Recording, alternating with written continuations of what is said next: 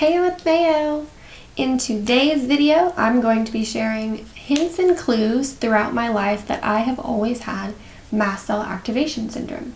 These may not be the same signs and symptoms that everyone with this disease has, but these are things that showed up in my life. I tried to categorize these by skin level, in the body, neurological, and then I added kind of an outside the body factor of weather. Since babies obviously can't talk and physically communicate what's going on in their body, a lot of times the first symptoms that you'll notice are on the skin.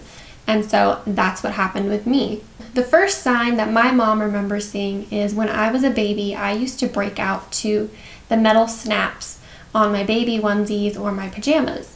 The buttons were made of nickel and I had a nickel allergy. So along with the metal allergy to nickel on my buttons, I also had an allergy to earrings. I got my ears pierced and I noticed very quickly that I was super sensitive to metals in my ears. I can only wear gold earrings. Pretty much after the buttons, clothing sensitivities were something that we noticed. I was very sensitive to different types of fabric, so wool I'm very allergic to. Also some acrylic blends are things I'm sensitive to too. I also, still to this day, at 20 years old, can only use baby laundry detergent on my clothes. If I don't, I break out in full body, super red, raised rashes, and it's not fun at all. My entire life, I've always kind of broken out to elastic on socks or underwear. I also could never tolerate tags on the insides or like backs of my clothing. Apparently those are actually very common signs and symptoms for mast cell activation, the elastic and the tags. Along with those things, the other skin sensitivities I have noticed throughout my life are I'm very sensitive to chemicals in shampoos, conditioners, body lotions, deodorants, and makeup. My solution is I switch to as natural of products as I can. I've seen a really big improvement since I did that. I've also had struggles with acne, and pretty much any type of product I try and use on my acne makes my skin way worse and makes it super itchy. I've actually seen a lot more progress with my skin by not using any acne products. I pretty much just keep my face clean, and using all natural makeup improved my skin a lot too. I've always been allergic to Band-Aids, medical tape, and any type of adhesives. Just the sticky part, I get so itchy. Persistently dry and itchy eyes is a common kind of sign of mast cell activation problems. I've also had lymph node problems throughout my life. They're always just kind of swollen and there. I've actually got them a lot under control because I do lymph drainage massage, and that's something I want to talk about soon in some type of video. Flushing, your skin getting red easily, getting skin indentations easily, meaning like if you lay on something, you like lay on your phone cord and then you roll over and you have this big indent and it's red and it's itchy. That would happen to me. Anytime I get skin indents, they get so itchy.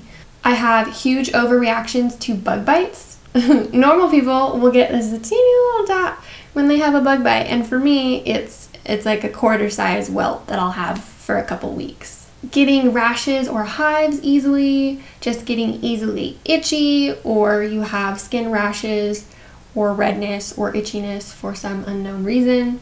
Those were things I had throughout my entire life, and turns out they're very common signs of having mast cell activation.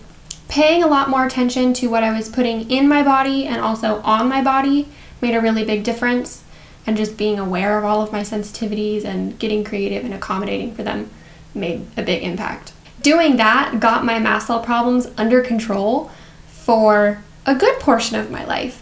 But the point that I could no longer ignore that I actually did have problems was when the inside of my body started reacting too. And that is the next category. I'm going to start at the mouth and work my way down. So my mouth symptoms, sometimes I would wake up in the morning and I would have swollen lips for no reason. Like I would have Angelina Jolie lips. And don't get me wrong, like it looked good. And I was like, girl, yes. But it was always just this random and weird thing that I would wake up and be like, why are my lips so swollen? I don't understand this. Throughout my whole life, I've gotten a lot of like canker sores in my cheeks. Turns out that's a very common symptom of mast cell activation syndrome. I would get tingling or burning in my mouth and on my tongue when I would eat certain foods. When that first started happening, I didn't notice a pattern to what the foods were or anything. It was just this random thing that would happen. Eventually, though, it got so bad that my throat started closing when I would eat some foods, and at that point, you can't really ignore, and you have to accept that you have a problem. Moving on down from the mouth to the stomach, I would have allergic reactions to all sorts of foods that I didn't previously have reactions to, and it got so bad that, like I've said in my past videos, at my worst, I got down to only 2 foods, and that's what I lived off of for like 2 months. It didn't make any sense logically why I was suddenly allergic to so many things and reacting in anaphylactic reactions, so we knew something was wrong, and finally when we found this diagnosis, it gave us answers and a plan to move forward. I also am extremely sensitive to dyes, pigments, and artificial flavors or ingredients. It's a no-go. I stick with all natural. I've always been very sensitive to seasonings and spices in foods. That is another sign. I drink only water because I'm sensitive to all different kinds of drinks. I never did very well on soda. I don't drink alcohol. I stick with water. I had nausea and reflux throughout my life. I also had abdominal pain and discomfort throughout my life. I had bloating, and then all of my intestinal problems got so bad that eventually I had gastroparesis. Intestinal problems, low motility, gastroparesis, and hemorrhoids are all signs that I had and were not fun. Moving on down to the female health, hormonal problems, and the urinary tract. I have always had fairly irregular, heavy, and very painful periods. That is a sign. I also, oddly, have never been able to use tampons. They make me feel so sick instantly, and it makes no sense. Mood swings are a hormonal sign. I've never been super mood swingy, but there were times I was very mood swingy, and it was very out of my normal characteristics. Frequent urination is also a sign too. Kind of moving on back up to the respiratory and cardiovascular signs and symptoms. I had heart palpitations a lot throughout my illness. I've always had asthma throughout my life. I needed a nebulizer for years when I was a young kid, and then I moved up to using an inhaler for many more years than that. Shortness of breath and wheezing were also things I had throughout my life and struggled with. I'm extremely sensitive to artificial fragrances, so anything like candles, plug-ins, car fresheners, perfumes, colognes, aerosol spray. Aerosol spray sucks. Also, cleaning supplies are super fragrant and are not fun. All of those things usually contain a lot of artificial fragrances, and I can't breathe. I start wheezing or coughing. I usually step outside if things are really fragrant. Turns out that's a very common sign for mast cell activation syndrome. My solution is soy candles and essential oils make great options for like fragrant things that you don't actually break out to. I've always been very, very sensitive to smokes of any kind. I don't tolerate it. I just start wheezing and having an asthma attack. A weird one is I've always started choking when I smell diesel exhaust. It's the weirdest thing. I cannot breathe at all. Like normally with smoke, I'll like wheeze and it'll be hard to breathe, but literally diesel smoke, I just start choking and I can't breathe at all. And same thing for bell peppers. So weird, right? As soon as I smell bell peppers, I just start like dying. Moving up to neurological symptoms, I had insomnia, anxiety, panic attacks, depression, depersonalization, headaches, migraines, brain fog, and like I said before, mood swings. That kind of counts for hormonal, kind of counts for neurological. I struggled with all of those things a lot throughout my 6 years of illness. Thankfully though, throughout treatment and turning my life around, all of those neurological symptoms have greatly improved or totally resolved. Last but not least, there are some outside of the body factors, and I put this in a category called weather. Pressure changes, like when it goes from sunny to cloudy, there's a big pressure change. I get headaches and I feel sick. Heat or cold fluctuations, I get rashes or flushing or hives, or I just get this really sick and ill feeling. Sun rashes suck. I used to step out in the sun and within seconds I would just start sweating and feel so sick, and I would get this weird rash all over my body. I was allergic to the sun for a while there, and let me tell you, that was not fun. In general, just very increased and heightened sensitivities to season changes, seasonal allergies, pressure changes, temperature changes, and things of that sort. And that's today's video. Obviously, there are a ton of other signs and symptoms of mast cell activation syndrome. Like I said, though, these are just the ones I personally had. I'm sure I'm forgetting lots too. This is the last video in the mast cell activation series I've done.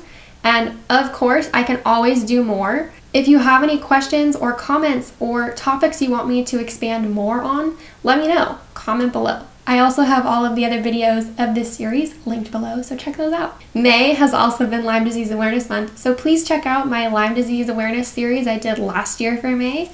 Those are linked below. You can also check out my mom's blog series she's doing on mast cell activation syndrome. She's a science writer for LymeDisease.org, and her series on mast cell is fantastic. And of course, all of her stuff on Lyme disease and co-infections is super knowledgeable and just great to know. I will put lots of her links below, so check her out. I want to say thank you so much for everyone who followed along on this series, or everyone who watched this video. I appreciate you so much. Give this video a like if you liked it, and subscribe if you want to come back for more. You can also follow and reach out to me on social media, and I will link all of my links below. I will be back soon with who knows what. You'll have to stay tuned and subscribe. Shameless plugging. Thanks for watching. Bye. Classic Mayo. Before I go, I really want to share this. In this series, I talked about how I lost a friend of mine to Lyme disease, co-infections, and mast cell activation syndrome. Her mom is starting a foundation in her honor, and they're raising funds to try and get that going. Like I said before, they're selling t-shirts. They're $30. These are the t-shirts. How cute is this? The color lime green is the color for Lyme disease awareness, and this is the ribbon for Lyme disease awareness. Believe is a word that meant a lot to my friend Alex, and it's a word that actually means a lot to me. This shirt means believe that I'm sick, believe what I'm going through is real, believe in Lyme disease awareness, believe in yourself, believe in your faith. They're beautiful. It's got glitter, so you know, I love it. They're super cute, they're super comfy, and they would love your support. I would love your support, and thank you to anyone who takes the time to check these out or gets one. We could be twinsies. If you want to support Alex's mom and buy the shirt and support this cause, I will leave links below, and you should definitely check them out. Thanks for watching. Believe. Don't stop believing. Hold on to that feeling.